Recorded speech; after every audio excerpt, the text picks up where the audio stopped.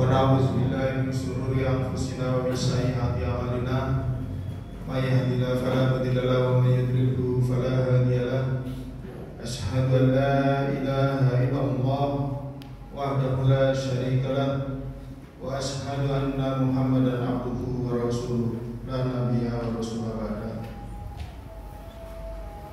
قال الله تعالى في القرآن الكريم أعوذ بالله من الشيطان الرجيم يا أيها الذين آمنوا اتقوا الله حق تقاته ولا تموتن إلا وأنتم مسلمون.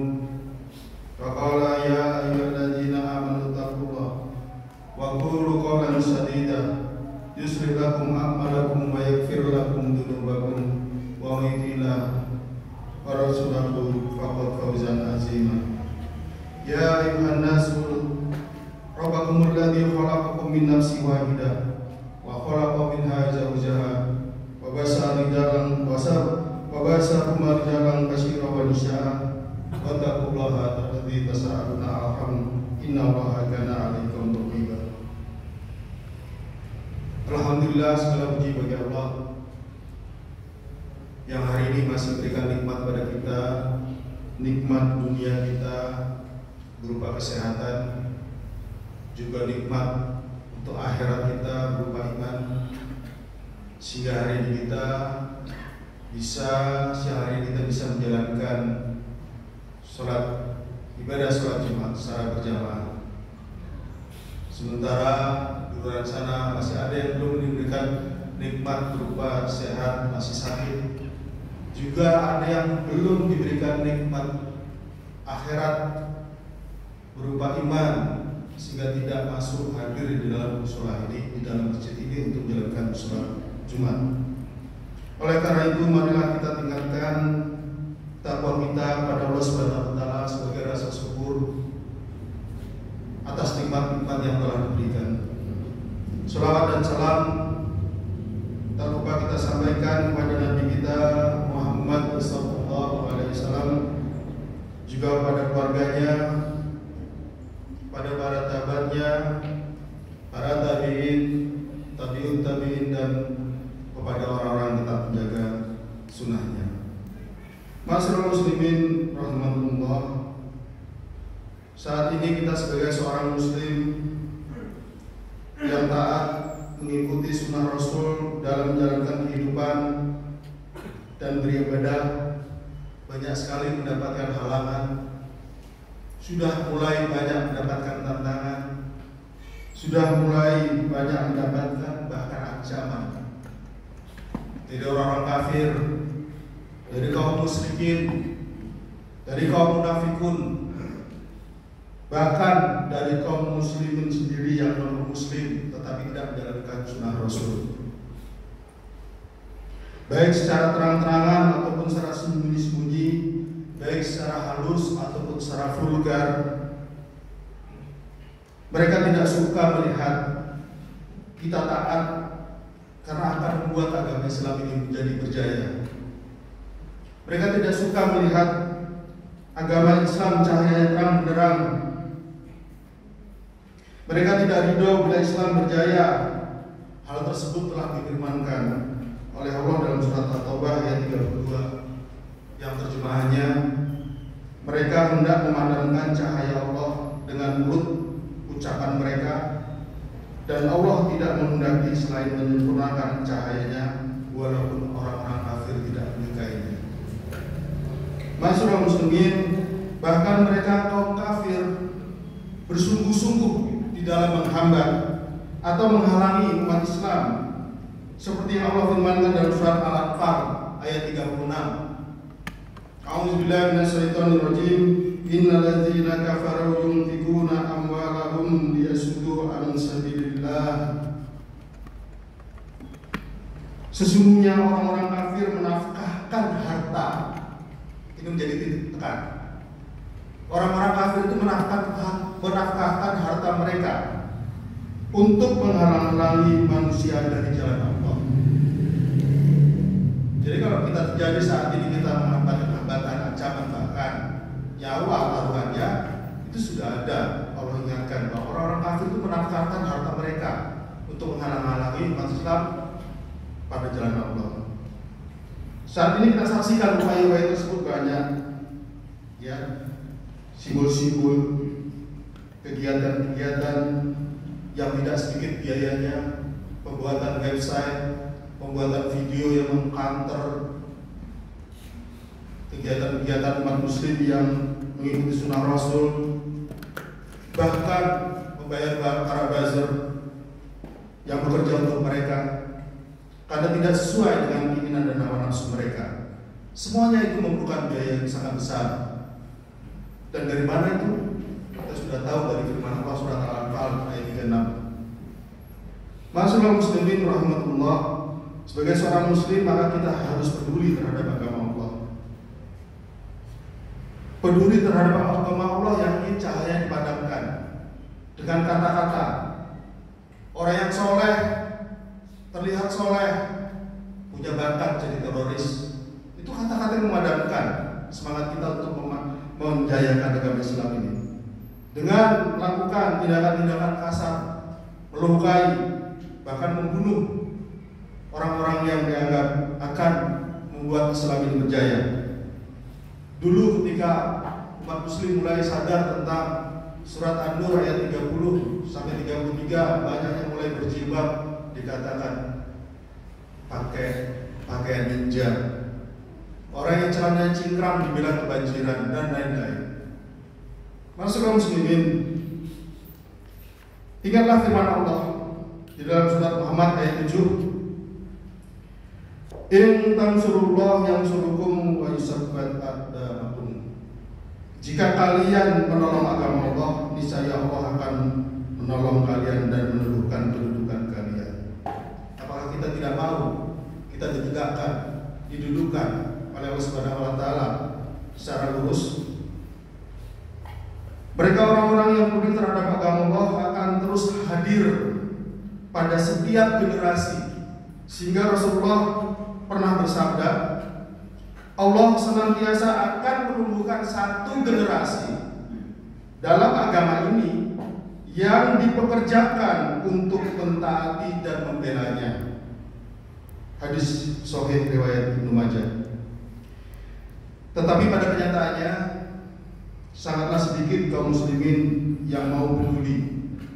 Begitu berat beban dan konsekuensinya yang harus dihadapi, menyebabkan hanya sedikit umat muslim yang peduli terhadap kondisi yang dialami umat Islam saat ini. Ancaman dan pengusukan bahkan nyawa akan menjadi taruhan. Sebagaimana Waraqah bin Nawfal pernah berkata kepada Nabi Muhammad SAW, beliau berkata, belum pernah sekalipun seseorang datang membawa seperti apa yang kamu bawa, kecuali dia pasti akan dimusuhi. Hadis riwayat Bukhari. Berarti ketika kita menjalani agama Islam dengan kafah, kita menjadi orang soleh, niscaya kita akan mendapatkan permusuhan di sana dan di sini. Maka ketika seseorang berjalan di atas bumi dengan mengikuti cara Nabi, namun dia tidak ingin mendapatkan ancaman dan permusuhan, maka orang ini memimpikan sesuatu yang mustahil. Masyaallah muslimin rahimahullah, Allah telah berfirman di dalam surat Ali Imran ayat 31, A'udzubillahi minasyaitonirrajim. Qul in kuntum tuhibbuna fattabi'uni yuhibbukumullah wa yaghfir lakum dzunubakum. Katakanlah, jika kamu mencintai Allah, ikutilah Rasul, pasti aku akan mencintaimu. Mengingat resiko, konsekuensinya akan dihadapi oleh orang-orang yang berupaya peduli terhadap Islam, maka banyak umat muslim yang enggan untuk menjadi seorang muslim yang kafah. Mereka lebih memilih mencari aman dibanding mengambil resiko. Tetapi ketahuilah bahwa orang-orang ini termasuk orang yang merugi. Allah telah berfirman di dalam surat Al-Hajj ayat 11 yang terjemahannya, dan di antara manusia ada yang menyembah Allah hanya di tepi. Jika ia memperoleh kebaikan, ia akan tenang. Dan jika ia mendapatkan cobaan, maka ia akan berbalik ke belakang, kafir lagi, munafik lagi. Rugilah dia di dunia dan di akhirat. Masyaallah muslimin rahimahumullah. Untuk itu marilah kita sesama muslim, kita bersama-sama belajar sedikit demi sedikit setiap hari untuk bergabung menjadi generasi yang peduli terhadap agama Islam. Kita harus meyakini bahwa Allah, kita harus meyakini bahwa agama Allah akan tetap berdiri, akan tetap tegak, sebagaimana Allah telah berfirman dalam surat An-Nisa ayat 141. Allah sekali-kali tidak akan memberi jalan bagi orang-orang kafir untuk menguasai orang-orang beriman. Ini jaminan Allah. Allah sekali-kali tidak akan memberi jalan bagi orang-orang kafir untuk menguasai orang-orang beriman. Ini jaminan Allah. Oleh karena itu marilah sedikit demi sedikit, perlahan-lahan kita mencoba peduli terhadap agama kita ini, sehingga agama kita bisa kita jalankan dengan baik dan tetap tegak di muka bumi ini, dan Allah sudah menjamin agama Allah tetap akan tegak. Aku lupa ada Astagfirullahaladzim, innahu huwal ghafurur rahim.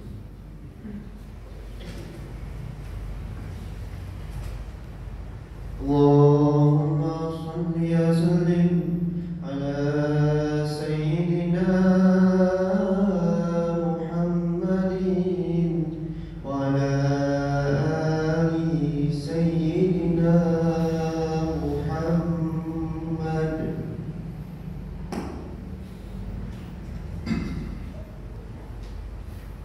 Alhamdulillahilladzi hadana li hadza wa ma kunna linahtadiya laula an hadana Allah. Asyhadu an la ilaha illallah wa la syarika lah wa asyhadu anna Muhammadan abduhu wa rasuluh la nabiyya wa rasulullah ba'da. Sebagai salah satu syarat agar kita bisa peduli pada agama Allah, yaitu kita harus memiliki ilmu yang sumul, ilmu yang kafah, ilmu yang komprehensif, ilmu yang cukup melalui daurahul ilmi, pengajian, majelis taklim, tabligh, halaqah ilmu syar'i dan lain-lain. Namun ada fundament, ada dasar-dasar yang wajib dipelajari, yaitu masalah akidah dan tauhid. Kita harus memiliki akidah tauhid yang lurus.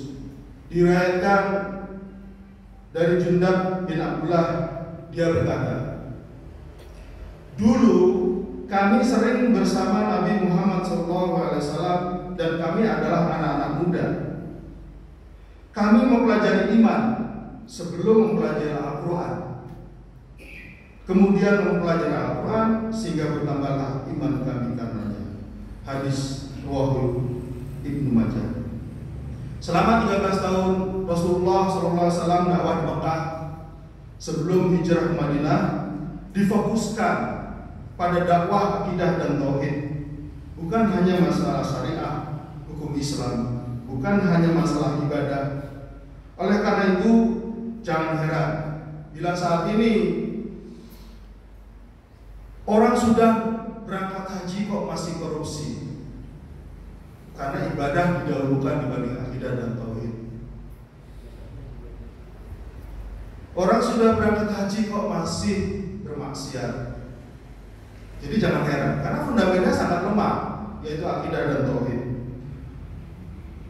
Oleh karena itu, masyaallah muslimin rahimahullah, mari kita pelajari ilmu akidah dan tauhid ini dengan sebaik-baiknya, sehingga kita memiliki akidah dan tauhid yang lurus, dan kemudian kita akan menjadi orang yang peduli terhadap agama kita, agama Islam. Mari kita tutup khutbah ini dengan memohon pada Allah Rabbul Alamin, semoga kiranya kita tetap diberi keimanan dan keistiqomahan dalam Islam. A'udzubillahi minasyaitonir rajim. Bismillahirrahmanirrahim. Innallaha wa malaikatahu yusholluna 'alan nabi ya ayyuhalladzina amanu shollu 'alaihi wa sallimu taslima. Allahumma ighfir lil mu'minina wal mu'minat wal muslimina wal muslimat al ahya minhum wal amwat. Allahumma inni as'aluka ilman nafi'an wa rizqan thayyiban wa amalan taqabbalan. Allahumma anta rabbuna farzuqna istiqamah la ilaha illa anta Ya muqallibal qulub, tsabbit qalbi ala dinik wa la ta'atik. Allahumma ansur ikhwana mujahidin fi sabilillah fi kulli makan fi kulli zaman. Rabbana la tuzigh qulubana ba'da idh hadaitana wa hab lana min ladunka rahmah innaka antal wahhab. Rabbana zalamna anfusana wa illam taghfir lana wa tarhamna lanakunanna minal khasirin. Rabbana hab lana min azwajina wa dhurriyyatina qurrata a'yun waj'alna lil muttaqina imama. Rabbana atina fid dunya hasanah wa fil akhirati hasanah wa qina azabannar. Walhamdulillahirabbil alamin.